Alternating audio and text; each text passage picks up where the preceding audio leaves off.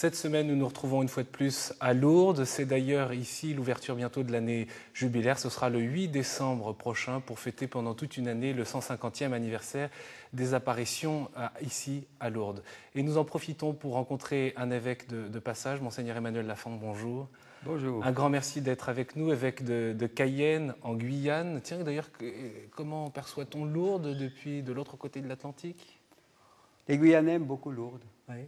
Tous les ans, j'allais dire, au moins entre 100 et 200 Guyanais viennent à Lourdes, pas seulement ceux qui sont à Paris ou en métropole, mais aussi ceux qui viennent de Guyane. Et pendant notre séance plénière, j'ai eu l'occasion de rencontrer 31 choristes qui sont venus participer aux Encolies à Lourdes. Oui, il faut dire que les Guyanais aiment chanter, tout comme les... Ils aiment chanter et ils aiment Notre-Dame. Chez nous, on l'appelle Maman Marie. Maman Marie. Maman Marie. La place de la Vierge Marie qui a donc Elle est place très importante. grande. Il y a beaucoup de groupes du Rosaire en particulier, des groupes d'hommes autant que de groupes de femmes. Et il y a plusieurs sanctuaires. Il y a une paroisse qui est dédiée à Notre-Dame de Lourdes. Il y a également des statues de Notre-Dame de Lourdes à certains endroits, dans certains quartiers publics d'ailleurs, de Cayenne. Pour nous, la Guyane, pour nous en métropole, ça peut représenter la forêt amazonienne, le voyage en pirogue, que sais-je encore, le tir des fusées Ariane depuis Kourou. Avec vous, Monseigneur Emmanuel Lafont, au cours de cette émission, on va découvrir le visage, peut-être le vrai visage des Guyanais, celui en tout cas de l'Église en Guyane, celle que vous conduisez. La Guyane est française depuis le XVIIe siècle. XVIe siècle. XVIe siècle, XVIIe siècle. C'est aujourd'hui le plus grand département français, le seul territoire français et européen en Amérique du Sud. 200 000 habitants, un taux de natalité extrêmement fort, donc une population très jeune. Près de la moitié des Guyanais ont moins de 20 ans. La spécificité, c'est l'étendue du territoire. On peut citer par exemple la commune de Maripasoula. C'est la commune la plus étendue de France, finalement. Hein. 18 761 km², rapporté aux 105 km² de Paris, ça paraît ridicule. Oui, la Guyane est très grande. Elle est grande comme le Portugal, ou comme l'Autriche, ou comme 3 fois la Belgique. C'est un pays qui est à 90% de la forêt amazonienne. Et vous avez cité le chiffre de 200 000, nous sommes à peu près 220 000, mais pratiquement tous sur le littoral, à part quelques villages sur les fleuves, et 2 à l'intérieur de la forêt guyanaise. Oui. Donc c'est un pays qui est encore vide, en réalité. Quoi qu'il croisse, la population croît rapidement, vous l'avez dit, 3,8 taux de natalité. Et donc, il ne croît pas seulement par l'immigration, qui est forte, mais aussi par la natalité. Oui, taux de natalité, ce qui dit finalement l'espérance d'un peuple, quand un peuple a des enfants. Un peuple qui a des enfants est un peuple qui croit dans son avenir. C'est assez paradoxal parce que l'avenir de la Guyane n'est pas très certain, en réalité. On parle du peuple guyanais, il faudrait dire les peuples guyanais, parce que vous savez, chez nous, la liturgie, par exemple, se célèbre en 4 langues différentes. Quelle langue ? Il y a le français, oui, que je peux pratiquer facilement. Il y a le mong, que je ne saurais pratiquer. Pourquoi le mong en Guyane ? Eh bien, parce qu'il y a une trentaine d'années, des Mongs qui étaient réfugiés au Laos et au Nord-Vietnam ont été, si j'ose dire, quasiment expulsés. Ils s'étaient battus aux côtés des Français pendant la guerre d'Indochine, puis aux côtés des Américains pendant la guerre du Vietnam. Ce sont donc un peu les harkis du sud-est asiatique. Et comme ils avaient des missionnaires français parmi eux qui ont cherché à les implanter dans des lieux qui leur rappelleraient un peu leur pays, eh bien la Guyane a été choisie pour un certain nombre d'entre eux. Beaucoup d'autres sont en France d'ailleurs, à Amboise, à Bourges, dans d'autres coins, et un bon nombre aussi sont en Amérique. Mais nous en avons quelques 3 ou 4 000. Et ces Mongs qui ont gardé leur tradition, qui vivent pratiquement dans 2 villages, le village de Cacao et le village de Javoué, aujourd'hui... Le village de Javoué, d'ailleurs, du nom de sœur Marie Javoué. Oui. Ils fournissent tous les légumes et tous les fruits de Guyane. Mais le Mong, je ne peux pas le... En France, on célèbre en français, en Mong, en portugais, parce qu'il y a tout de même entre 20 et 30 000 Brésiliens sur le territoire guyanais. Et nous célébrons aussi en Shranantongo. En Shranantongo. C'est un créole d'origine africaine, hollandaise et anglaise. Les peuples de Guyane, de l'ouest de la Guyane, parlent le Shranantongo. Et donc, ça m'est arrivé de célébrer la messe dans cette langue. Oui. Quand on connaît l'anglais, on s'y fait assez vite à cette langue-là. Moi, je ne la parle pas, mais je peux la lire, alors que je ne peux pas lire le Mong parce que ils n'écrivent pas que ce qu'ils prononcent. Vous êtes un évêque voyageur à travers cet immense diocèse, à la rencontre des chrétiens nombreux et divers, comme vous l'avez rappelé. La pirogue, le 4x4, l'avion, tout est bon, non? Racontez-nous, l'hélicoptère. Faites-nous voyager avec vous aussi dans ce territoire. Alors, de fait, je disais que la plupart des gens sont sur le littoral. Il n'y a de route goudronnée que le long du littoral. Pour rentrer à l'intérieur de la Guyane, il n'y a plus que la pirogue ou l'avion et l'hélicoptère. Et donc, comme il faut s'y faire au départ, non? Quand vous êtes arrivé je n'ai pas d'hélicoptère d'abord. Et donc, pour l'hélicoptère, je suis redevable à l'armée quand elle veut bien, et elle est assez généreuse pour cela. Il y a 3 mois, je suis allé pour la première fois dans le groupe de villages le plus éloigné de Cayenne. Il s'appelle Trois-Sauts. Ce sont des Amérindiens, Wayampi, et qui vivent encore selon leur tradition, avec leurs vêtements même, ou leur peu de vêtements, si l'on peut dire. Et je n'ai pu y aller pour la première fois que cette année, grâce au général. Je suis allé avec le préfet, avec le recteur. Tous les 4, nous y allions pour la première fois. C'est un lieu qui est extrêmement enclavé et loin de tout. Et à Trois-Sauts, les Indiens d'Amazonie, finalement, oui. Est-ce qu'ils pratiquent, est-ce qu'ils sont chrétiens, ou est-ce qu'ils vous connaissent d'ailleurs en tant qu'évêque? Non. En tant qu'évêque de Cayenne? Non, la plupart ne sont pas chrétiens, sauf que leurs enfants, aujourd'hui, sont à l'école dans ce village. Ils viennent au collège à Saint-Georges, là, donc tout près du littoral, sur l'Oyapock, et là, la plupart sont hébergés dans un home, dans un internat qui est tenu par des religieux de Saint-Paul, et donc, si j'ose dire, on leur propose la foi chrétienne. Bon. C'est encore une terre de mission, alors, votre diocèse. Totalement. Et je n'ai pas le nombre de prêtres nécessaires pour couvrir tout le territoire. Une trentaine de prêtres, à peu 29 près? aujourd'hui, 29, oui. Cet été, j'ai fait en pirogue et à pied toute la course à l'intérieur de la Guyane. J'ai traversé la Guyane d'ouest en est. Et je suis passé dans un village amérindien aussi, à Cayodé, pour me rendre compte qu'il y a là des catholiques qui ont été baptisés il y a 25 ou 30 ans. Et ça fait 8 ans qu'aucun prêtre n'y est passé. 8 ans qu'aucun... Et comment on vit sa foi dans ces cas-là?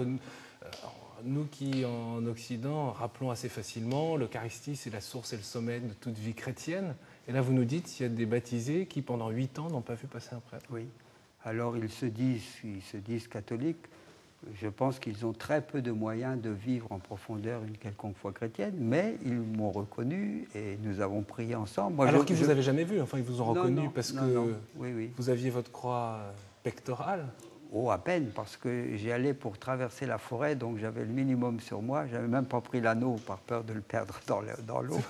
Oui, parce qu'après, j'ai passé pendant 8 jours en pirogue et à pied dans des conditions tout à fait amazoniennes. Pour quelle raison? Pour connaître la forêt, par plaisir de l'aventure, ou par désir de la mission, ou souci de la mission?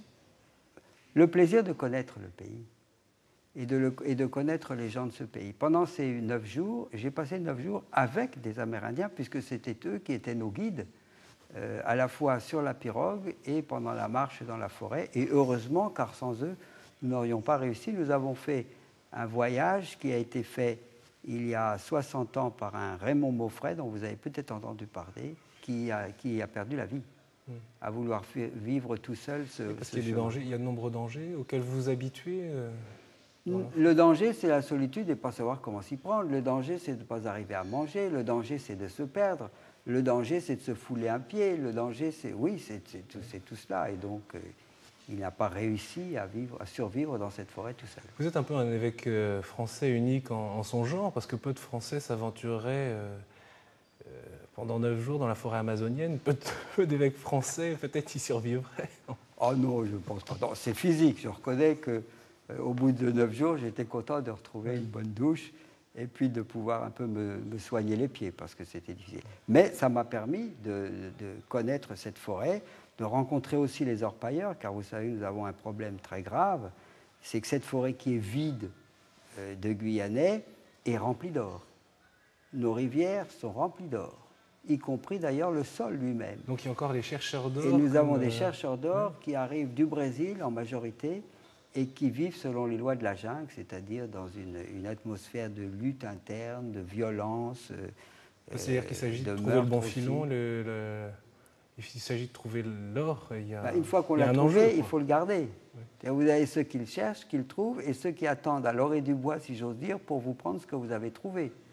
Vous avez ceux qui vous embauchent pendant 8 ou 15 jours ou quelques mois, qui vous disent qu'ils vont vous payer et qui ne vous payent pas. Vous avez tout un tas, et puis une situation de vie très dure qui fait que les rivalités, les colères, font que la vie est très difficile, même entre les orpailleurs. Et qu'est-ce qu'un évêque peut bien dire aux chercheurs d'or d'aujourd'hui, dans ce monde qui semble un peu impitoyable, hein, et terriblement dur? Vous savez, l'or, c'est très difficile. L'or et la recherche de l'or, il y a une fascination terrible, mais alors ça vous tourne la tête. Ça vous tourne... Et ça ne tourne pas la tête que des hommes qui vont le chercher, ça tourne la tête aussi de gens, même à Cayenne, car il y a un certain nombre de complicités à ce pillage de l'or en Guyane. Des complicités, par exemple, pour vous donner une image, vous avez même des sociétés légales de recherche d'or. Certaines peuvent être tentées, plutôt que de chercher l'or, d'amener l'essence et de la vendre à prix d'or, si j'ose dire, c'est le cas de le dire, à des orpailleurs clandestins. On se fait presque un argent plus facile de cette manière-là. Donc vous avez aussi un certain nombre de complicités. Entre-temps, la forêt est saccagée, des gens vivent dans des conditions inhumaines, les rivières sont polluées, en particulier parce qu'ils utilisent beaucoup le mercure pour retirer l'or de la boue ou pour le garder. Et ce mercure file dans les rivières, dans les poissons et ensuite dans le ventre des Amérindiens qui pêchent le poisson. Vous avez aujourd'hui un combat entre l'État français, mais qui n'a probablement pas encore pris tous les moyens pour éradiquer cette plaie et qui touche la Guyane. On parle souvent de la forêt amazonienne, la disparition, la pollution de la forêt amazonienne. Qu'est-ce que finalement vous avez à nous dire, vous, évêque de Cayenne, Monseigneur Lafont, sur ce sujet? Parce que souvent c'est un peu un mythe aussi, hein, la question de la préservation. La France a la chance d'avoir tout de même 90 000 carrés de forêt, kilomètres carrés de forêt guyanaise. Il faut la préserver. C'est une ressource phénoménale. Nous avons en Guyane 3 fois plus d'espèces d'oiseaux que toute l'Europe. Nous avons plus de 1200 espèces d'arbres. Ça, c'est la merveille de la création. Ah, c'est magnifique. Et passer 8 ou 10 jours là-dedans, c'est quelque chose de superbe. Oui, il y a des instants de prière, de solitude. De contemplation, d'émerveillement, de sentiment à la fois d'être tout petit et d'avoir reçu une terre magnifique. Et nous avons les moyens de la préserver. Et de faire en sorte que le saccage qui se fait dans d'autres pays qui sont touchés par l'Amazonie ne se produise pas en Guyane. Parfois, c'est de la colère, non? C'est de la colère de notre que vous côté, éprouvez, oui. Vous? Bon, on éprouve toujours un peu de colère. Il faut garder une capacité de se mettre en colère. Parce qu'on vous sent sur la retenue. Il faut garder une certaine capacité de révolte et d'indignation. Il ne faut pas se laisser prendre par les sentiments à ce moment-là. Mais c'est vrai que nous avons des défis énormes et qu'il faut les relever et qu'une prise de conscience plus grande des défis nous aideront à les relever. Les Guyanais du littoral ne connaissent pas la forêt. Et au fond, le premier message que j'ai eu envie de leur donner en sortant de là, c'est rentrer dans cette forêt. Approprions-nous l'ensemble de la Guyane. C'est vrai que les Guyanais du littoral, pourquoi? Parce qu'il y a des peurs, ils ne vont pas dans la forêt parce qu'il y a des peurs, parce que c'est un lieu qui leur est étranger. Alors leur a toujours raconté des choses énormes et très, très dangereuses sur la forêt. Ils ont été habités au littoral, ils sont plus tournés, si j'ose dire, vers la métropole ou la fonction publique, mais ils ne sont pas appropriés la forêt. Oui, en particulier, oui, en grande partie par peur et puis par manque d'expérience aussi. Alors même que du temps de l'esclavage, du bagne, il y a énormément de gens qui fuyaient dans la forêt justement pour se réfugier, non? Vous savez... c'est pas si vieux que ça. Hein. C'est pas si vieux que ça, mais il y avait peu de monde à l'époque. Vous savez que lorsque l'esclavage a été aboli, il y avait 12 000 esclaves en Guyane. C'est tout petit. Et en tout, 18 000 personnes. Sur l'ouest guyanais, vous avez des populations entières qui, elles, étaient esclaves au Suriname, c'est-à-dire dans la Guyane hollandaise du XVIIIe siècle, qui se sont échappées en masse, qui se sont révoltées en masse contre l'esclavage, qui sont entrés dans la Guyane dite française, où ils n'ont trouvé personne, et ils ont reconstruit des villages et la culture africaine. C'est pour ça que dans l'Est guyanais, nous sommes dans un tout autre contexte, avec cette langue en particulier, ce Shranan Tongo, qui est un créole, c'est une langue à la fois africaine et européenne, Et ces créoles-là sont des gens de la forêt. Mais ceux qui ont été, si j'ose dire, rendus esclaves par les Français, eux, sont restés sur le littoral.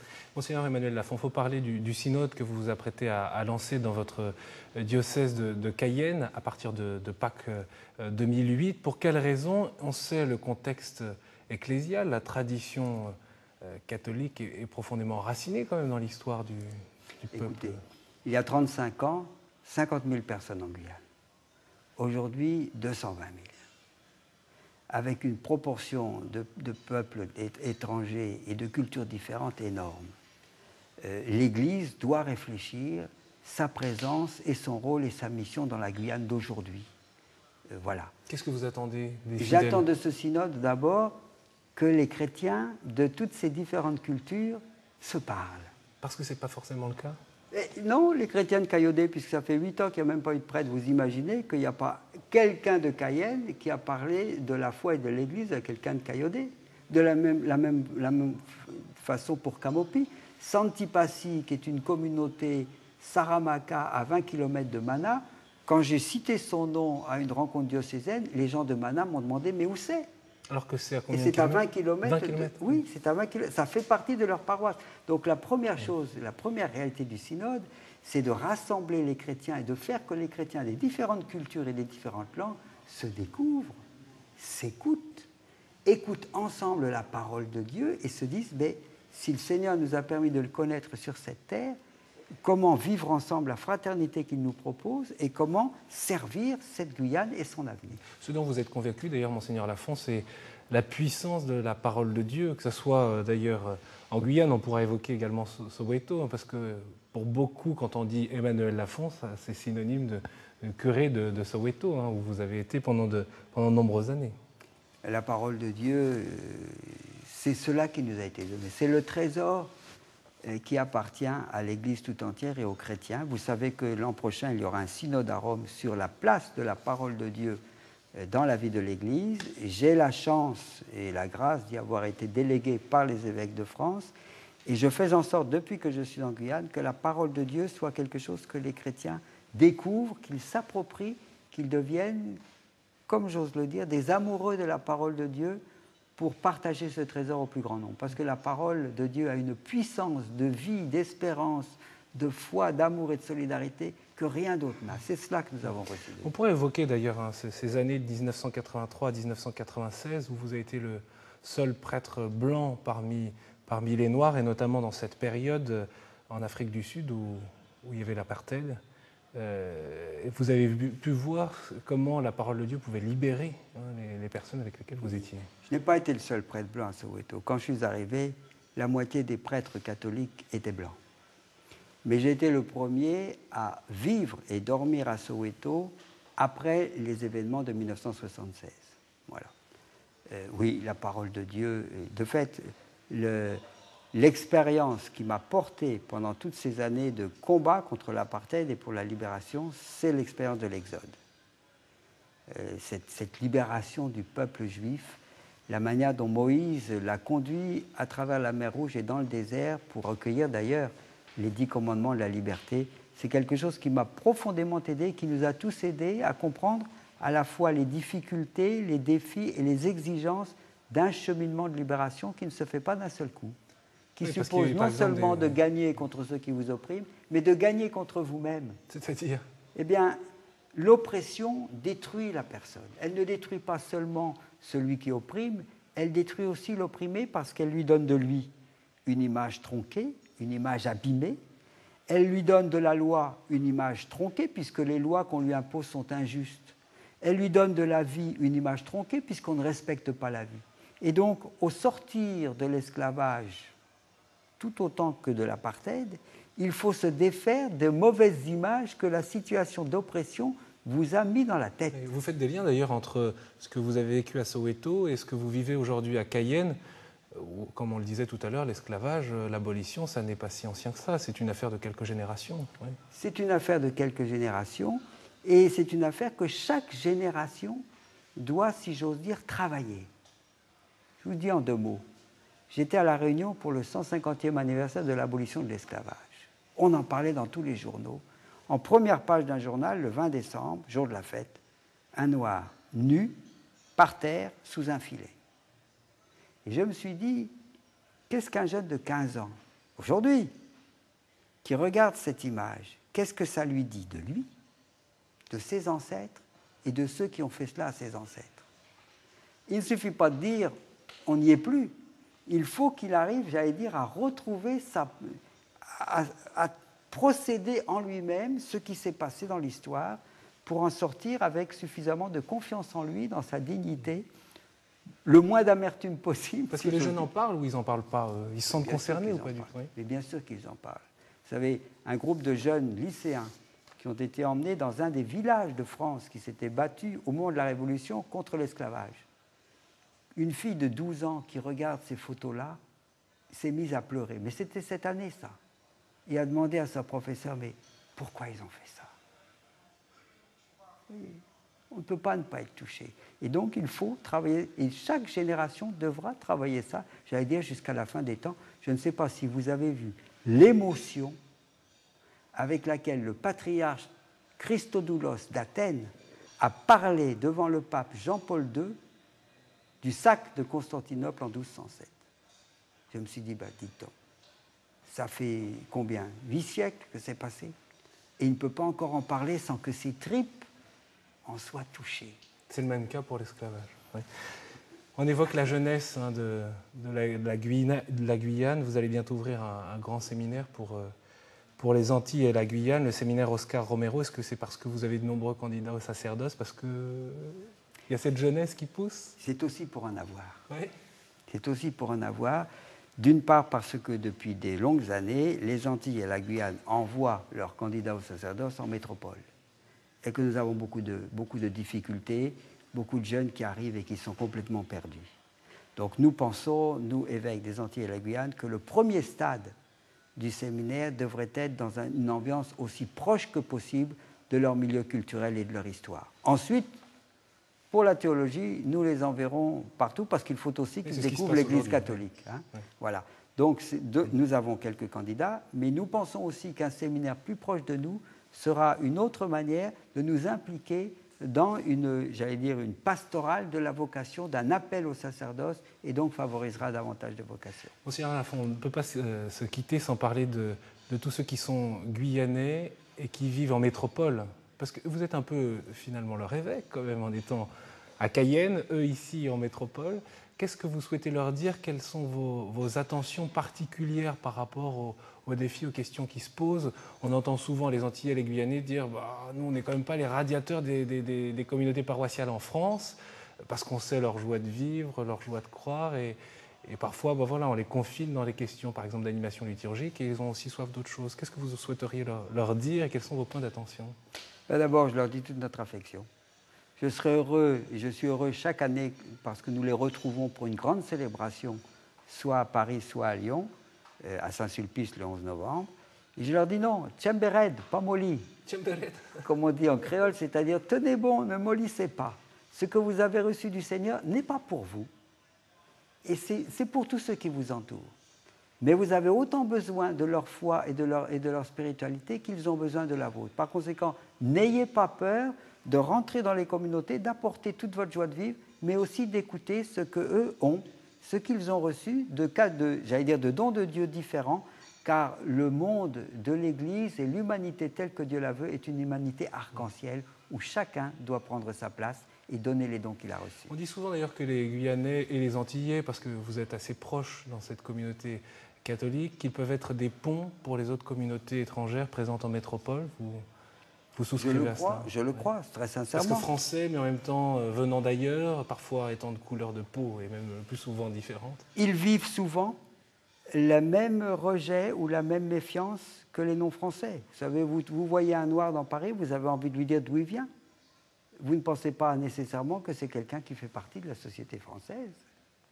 Alors d'un côté, on dit vous êtes français, mais de l'autre, leur couleur de peau manifeste trop souvent, une distance ou une méfiance. Et donc, ils vivent un certain nombre d'expériences qui sont proches de celles de ceux qui viennent sur notre territoire d'autres pays. Par conséquent, dans cette mesure-là, ils peuvent être un pont. C'est tout à fait juste. Monseigneur Emmanuel Lafond, un grand merci. Je rappelle que vous êtes évêque de Cayenne en Guyane. On peut d'ailleurs vous retrouver l'actualité de votre diocèse sur le site internet officiel du diocèse de Cayenne. Un grand merci. Nous étions donc ici à Lourdes, profitant du passage de Monseigneur Emmanuel Lafond ici dans ce sanctuaire marial. Un grand merci pour votre fidélité. On se retrouve bien sûr la semaine prochaine. D'ici là, bon courage et à bientôt.